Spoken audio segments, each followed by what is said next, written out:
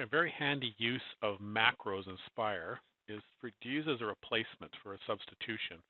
So let's say that this medicine ball here, we're no longer going to want to sell this. So I'm going to turn it into a macro, so a substitution here, and I'm going to replace it with a different item so I want to sell. So in this case, I'm going to change it to a Swiss ball. So if I sell one of these items, I want it to be replaced with one of these. So I just save that. So I just put a single item as a macro. And then when I go to sales now, and I create a sales order, and we put that item on the order, it switches. So I put on this part number, so the ACFIT MB, and that's the medicine ball you see here in the autocomplete as it shows it.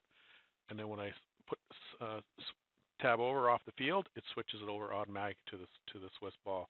So it's really handy if you got a supplier that can no longer supply a certain part, but you temporarily want to switch it over to another. So instead of having to train your staff to remember a new part number, you can just substitute it on the fly automatically.